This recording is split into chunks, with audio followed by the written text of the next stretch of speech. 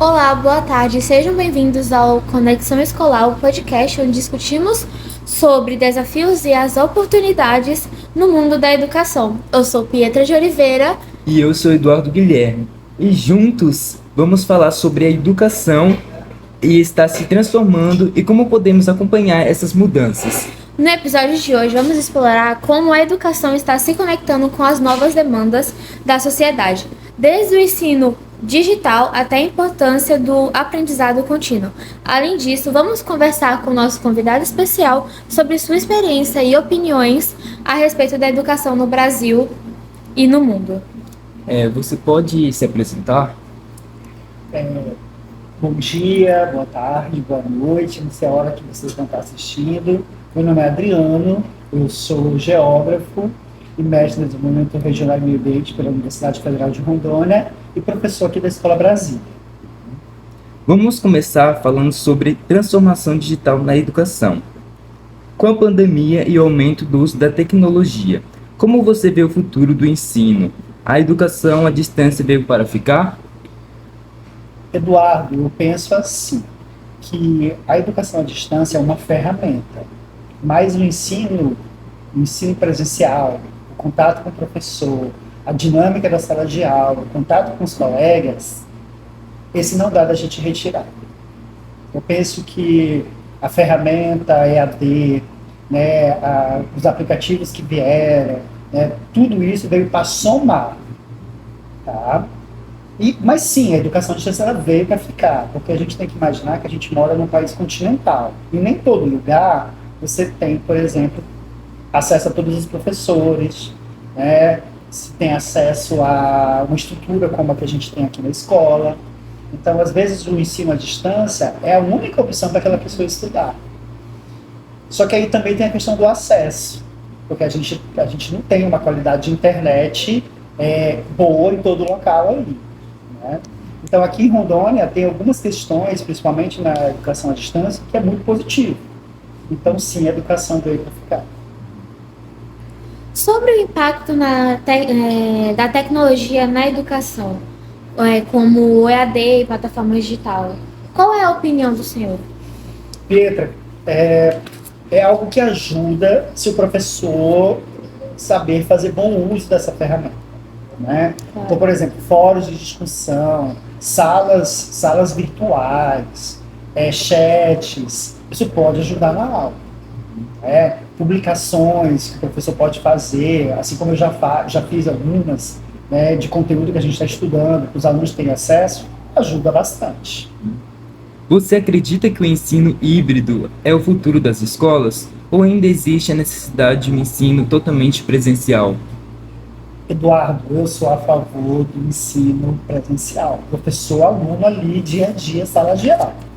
Eu acho que a pandemia mostrou isso pra gente. Não dá de você estudar sozinho. Mas tem um professor que faz um vídeo X, Y, Z, ele canta música, ele isso, aquilo outro. Beleza. Mas assim, o contato com o teu professor, a dúvida sanada naquela mesma hora, a atenção que o professor te dá, o vídeo não vai suprir isso. Uma chamada, um meet, enfim, uma videoconferência não vai resolver isso. Não vai sanar isso. Na época da pandemia, eu lembro que a aula terminava, eu ficava conversando com os alunos. Cheguei a ficar até de noite conversando com os alunos lá. E só parava porque, gente, eu tô com fome, eu preciso de alguma coisa para comer. Ou seja, eles estavam sentindo falta do quê? Do contato humano, de alguém conversando com eles. Entendeu? Então, eu sou a favor do ensino 100% presencial. E o ensino híbrido enquanto ferramenta para agregar, não para substituir. Certo. O papel do professor na área da tecnologia, mediador, é ainda a fonte principal do conhecimento? Principal, eu não diria que... Eu não posso dizer que eu sou principal, mas eu posso dizer para você que eu tenho um conhecimento mais aprofundado, eu tenho vivências. O professor é a pessoa que tem vivência para falar sobre determinados assuntos. Então ele vai falar de uma maneira muito mais concreta para vocês, vai explicar as coisas de uma forma muito mais concreta, que vai fazer mais sentido para vocês, né, do que, por exemplo, um vídeo, né, do que um Reels, do que um TikTok, por exemplo.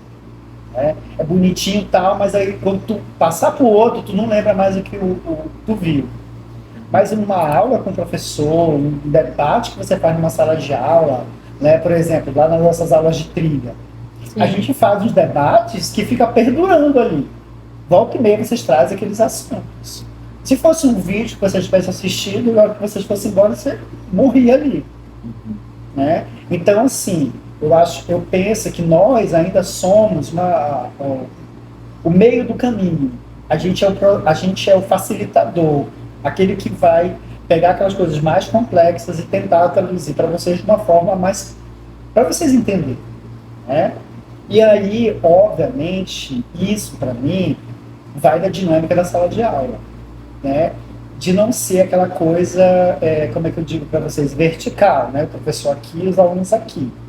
Né? A gente tem que tentar fazer o processo de educação ser horizontal. Né? Então, por quê? Por que eu digo isso? Porque volta e meia eu digo assim, porque eu vi esse assunto no TikTok, eu vi no Monumental. Então, por exemplo, agora, está acontecendo aquele furacão lá nos Estados Unidos. Está todo mundo falando sobre isso. Então, tem gente aprendendo sobre furacão no TikTok. Está errado? Não, não está errado. Né?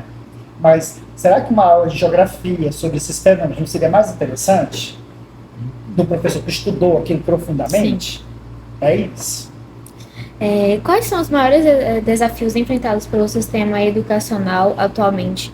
Principalmente no Brasil, seria a falta de recursos, a estrutura curricular ou algo mais? Pietra, tudo isso que você falou e mais muitas coisas. Né? A gente tem, obviamente, um projeto de educação que não privilegia a formação completa do aluno, da aluna. A educação no Brasil, principalmente a educação pública, ela é basicamente para formar mão de obra barata e desqualificada para o mercado. Né? É basicamente isso. Né? Os projetos de governo, as estruturas curriculares que vêm sendo aplicadas na escola pública nos últimos tempos, principalmente com o novo ensino médio, é basicamente isso. Né? É o empobrecimento das áreas como as áreas de humanas, as áreas de linguagem, as áreas das exatas e biológicas.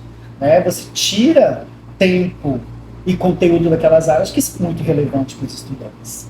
Né? Para você colocar outros conteúdos que às vezes não tem tanta conexão com a vida da gente. Sim. Então, no nosso país, eu vejo que, particularmente, a educação ela não é tratada, ela não é levada a sério. E aí, quando a educação não é levada a sério, a gente tem um país igual ao Brasil. É um país que, às vezes, a gente olha e diz assim, meu Deus, é sério que isso está acontecendo mesmo? Né? Verdade. Porque, muitas das vezes, algumas questões, elas, gente, são óbvias. Se você estudar um pouquinho, você vai entender aqui. Não é verdade? Sim. Né? Então, assim, eu percebo, eu não estou dizendo que na minha época era melhor, porque para mim, eu não olho com saudosismo para o passado, mas eu penso que, mais antigamente, a gente se dedicava mais. Por quê? Porque a gente tinha menos estímulos. Né? Hoje a gente tem um concorrente de peso, que é o celular, que é o fone de ouvido, que é tudo que está acontecendo. Né? Na minha época a gente não tinha isso, a gente ia para a sala de aula, era o quadro, o professor e era tudo isso. Né? Então hoje não, hoje eu tenho que disputar com esse pessoal. Esse pessoal, digo, celular, né? Esse fone de ouvido, essas coisas todas. Sim. Né? Então, assim, penso eu que é necessário olhar e fazer uma projeção, principalmente para essa juventude que está chegando agora, no caso de vocês, de ter uma educação mais próxima da realidade, que converse com vocês. Como assim? Que fale da realidade, que mostre, que traga isso para vocês. Agora, é claro que também há de se ter um processo de formação do professor. Que essas coisas chegam e dizem assim, tá aqui, faz. E aí cada um vai tentar fazer do seu jeito. E a gente não vai deixar de fazer o nosso trabalho. Né? Então, assim, não chegam e explicam pra gente, olha aqui, isso aqui é eletiva. Eletiva é isso, isso e isso. Estudo orientado. Aqui na MPI Brasil, isso acontece. Agora, nas outras escolas, isso não aconteceu. A desigualdade no acesso à educação de qualidade, tanto a desigualdade social como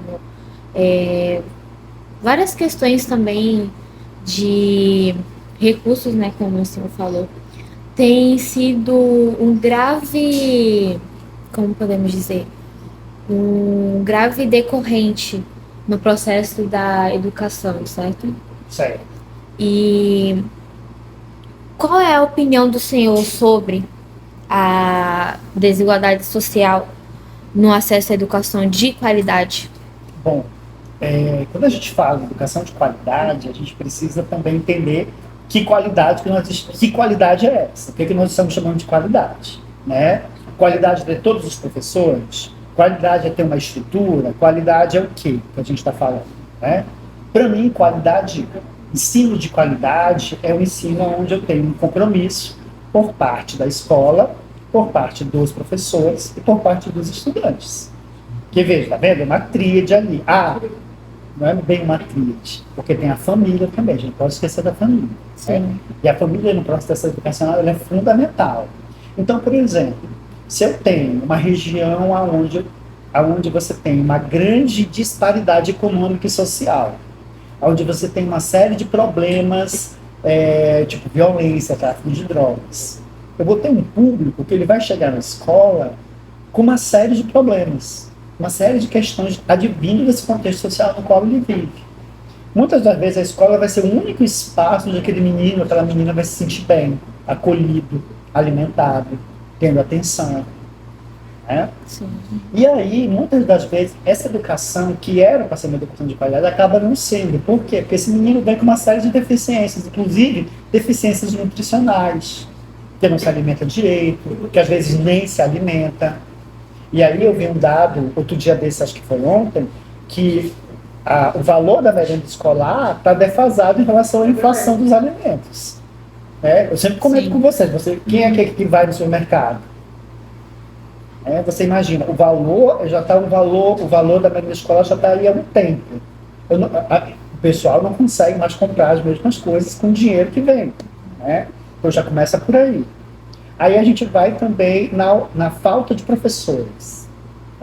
A gente tem falta de professores. A gente está vivendo um apagão docente. O que é isso? Está faltando professor.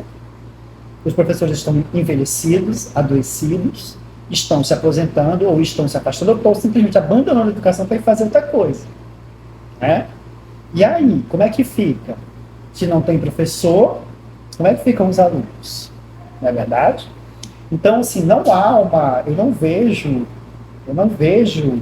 e aí, infelizmente, eu vou ter que ser realista e um pouco pessimista, uma ação a médio e a longo prazo para diminuir essa questão dessa falta de professores. Tem que haver uma vontade política de melhorar essa questão, por exemplo, da merenda, da estrutura, de contratação de professores, de melhoria da estrutura física da escola, de ter, por exemplo, gente para assistir alunos que precisam de atenção especial, porque tem muitos que precisam desse atendimento, e isso não acontece. Porque, por exemplo, eu, Adriano, eu não tenho uma formação e um preparo para atender um aluno como esse. Eu não tenho. E aí, às vezes, eu fico até... Por exemplo, se chegar aqui na escola, um menino surdo, como é que a gente vai fazer? Eu não sei. Preparamento, né? Exato, eu não tenho. Eu vou ter que aprender isso porque eu quero, por uma vontade minha. Ainda não surgiu essa necessidade. No dia que surgiu, eu vou ter que me virar. Então, eu não vou deixar meu aluno ali. Eu vou ter que dar um jeito de fazer com que ele se conecte com a geografia. E aí passa também essa questão da qualidade pelo acesso e a permanência desses meninos na escola. Existe uma pesquisa que mostra que a cada 1.000 meninos e meninas que entram lá no primeiro ano do ensino fundamental, 300 chegam ao ensino médio, ao terceiro ano do ensino médio. Então você vê que a cada 10, 7 ficam pelo caminho. Então isso é muito problemático no nosso país. E a maior parte do grupo que abandona a escola são de meninos. Por quê? Porque tem a demanda do mundo do trabalho, porque tem que trabalhar, tem que se sustentar, tem que ter dinheiro para dentro de casa. Sim. E aí o estudo vai ficar em segundo plano, às vezes nem isso. Então, assim, a desigualdade de renda, as condições sociais, elas são fatores que impactam diretamente na educação e no acesso à escola e principalmente na permanência da escola. Porque a gente tem que entender também que, para mim, a escola precisa ser um espaço de acolhimento. Mas muitas escolas não são espaços de acolhimento. Elas são espaços, inclusive, de intimidação. A gente hoje trabalha com a diversidade. A gente precisa acolher essa diversidade, porque o mundo hoje é diverso. Sim. Em todos os aspectos. E aí, você faz como? A gente também, às vezes, a gente não tem nem sensibilidade ou tato para lidar com essas coisas. E aí, recai mais uma vez em cima de quem? Do professor. Cobrança do professor, cobrança do professor. E aí vocês veem que a gente pouco pode fazer em relação a isso. Respondi a pergunta de vocês? Respondeu. Então tá bom. Você acha importante a necessidade de reformas educacionais? Eduardo, acho necessário. Acho necessário e fundamental. Por quê? Porque hoje esse processo geracional, por exemplo, o ensino médio que vocês estão tendo, quando a minha sobrinha, que tem 8 anos de idade, chegar para fazer o ensino médio, ela vai pegar uma outra realidade completamente diferente. Então esse ensino médio já não vai mais servir para ela. Tá entendendo? Sim. Quando vocês tiverem filhos, daqui a 10, sei lá, daqui a 10 anos, vocês estão com 16, 17, antes dos 30, o mundo já vai estar completamente diferente. E que educação, que estrutura educacional os filhos de vocês vão receber? Então, é necessário pensar uma educação para os tempos atuais. É preciso, real. Porque esse é um dos aspectos. Muitos meninos falam assim, mas a escola é chata, a escola é isso, a escola é outra. É porque, às vezes, a escola realmente, ela é a escola que eu estudei. Lá nos anos 90. E a gente está em 2024, no século XXI. E quem é que tem acesso a essa escola para esse tempo? O pessoal das escolas particulares, da educação privada. E aí, o menino da escola pública, ele sempre vai ficar em desvantagem em relação a isso. Então, para mim, reformas... Agora, é claro, Eduardo, a gente tem que... Quem são essas pessoas que pensam essas reformas? Nós precisamos sempre de pessoas comprometidas, pessoas que estão na escola, porque o que mais tem é a gente teorizando, mas cadê? Conhece a escola? Conhece a escola? Sabe o que é vir aqui dar aula de 7h30 até 5 horas da tarde? Não sabe. Sabe o que é um sexto ano? Dar aula para um sexto ano de tarde, depois da educação física? Não sabe. Tenho certeza. Porque se soubesse, pensaria as coisas melhor. Não é verdade? Verdade. Bom, vamos para o encerramento. Vamos. Bom, hoje falamos sobre como a educação está mudando com as novas tecnologias e os desafios que enfrentam no sistema educacional. Antes de encerrarmos, Adriano Saraiva, você gostaria de deixar uma última mensagem para os nossos ouvintes? Sim, claro que eu quero. A minha mensagem é, gente, o estudo na nossa realidade brasileira ainda é algo que consegue te fazer ascender socialmente. Existe, sim, pessoas que pelo estudo, conseguiram mudar de vida. Porque pobre, para ter alguma coisa na vida, ou a gente estuda, ou a gente estuda. A gente só tem essa opção. Ou a gente vai trabalhar de qualquer jeito. Então, assim, o estudo, por exemplo, me proporcionou ter a vida que eu tenho hoje, ser o professor que vocês conhecem. Eu venho de um contexto de uma mãe costureira, de um pai pedreiro, não escolarizados completamente, não terminaram o ensino fundamental, mas deram a educação para a gente e me deram a oportunidade de poder estudar. Eu estudei numa universidade federal, universidade pública, fiz graduação e mestrado na universidade pública, estudei com bolsa de estudo, isso me ajudou muito. Eu queria que todo mundo tivesse essa mesma oportunidade, mas infelizmente no nosso país isso não acontece. Então eu digo que o estudo, ele salva vidas, ele melhora a vida ele é capaz de proporcionar um futuro melhor para a gente.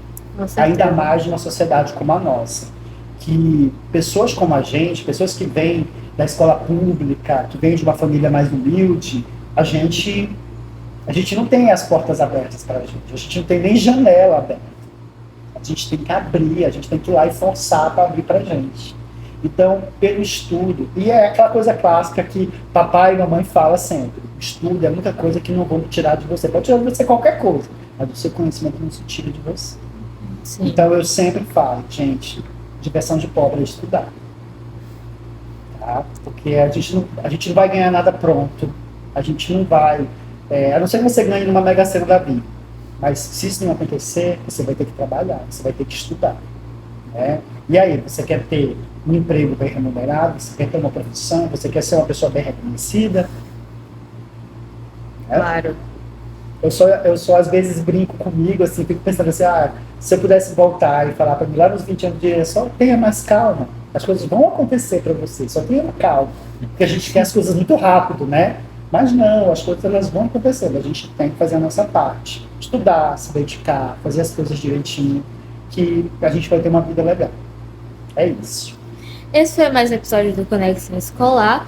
Quero agradecer a todos vocês que têm nos acompanhado. Agradeço também ao nosso convidado, Adriano Saraiva. Muito obrigada mesmo, professor, por aceitar esse convite.